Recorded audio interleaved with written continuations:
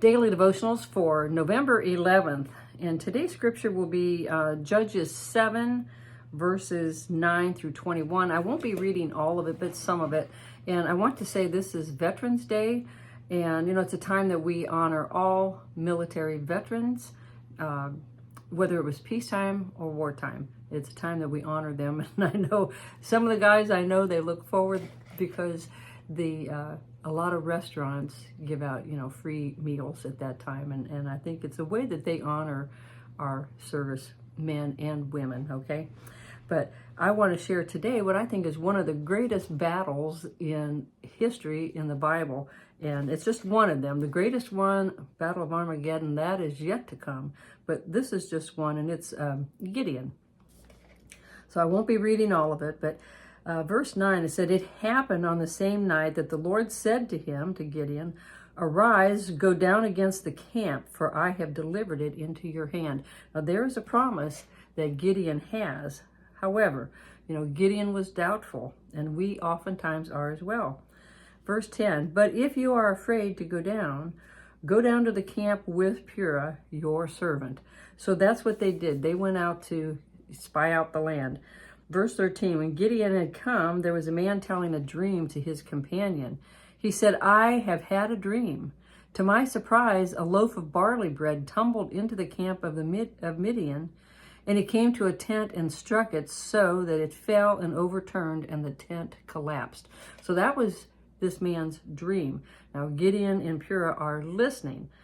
And now the companion answered, he said, "This is nothing else but the sword of Gideon, of the son of Joash, a man of Israel. Into his hand God has delivered Midian and the whole camp." So see, God was sending him out to confirm his word, what he had already spoke to him.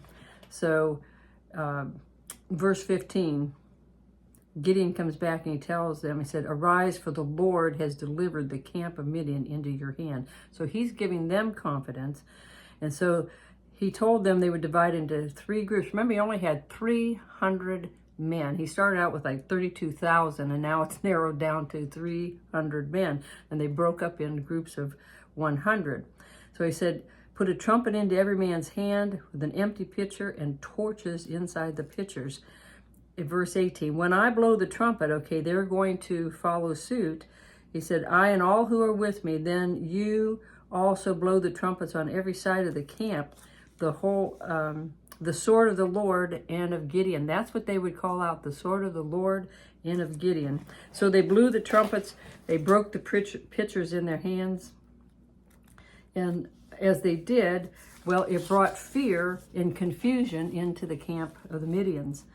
And of course, they had the victory. Said, okay, the trumpets were in the right hand for blowing, and they cried out, "The sword of the Lord and of Gideon." And you know, that's what we go forth to, with the sword of the Lord. Okay, we are always carrying that sword with us. We need to use it.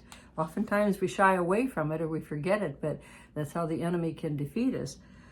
So every man stood to his place all around the camp, and the whole army ran and cried out and fled. So they had victory over the Midianites. So I just want to encourage you, you know, he already had the word of the Lord. He had confirmation from that dream, but we may go forth with, it looks like it may be only you, okay?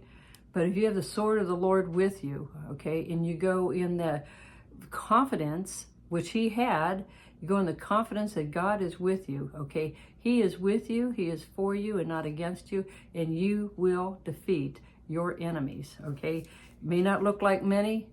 Like he said, he only had 300 men, and there was like 135,000 of the enemy, but he defeated them, okay? Because he followed the plan of the Lord. And so can you, all right? Have an ear to hear and then obey. All right, till tomorrow, be blessed.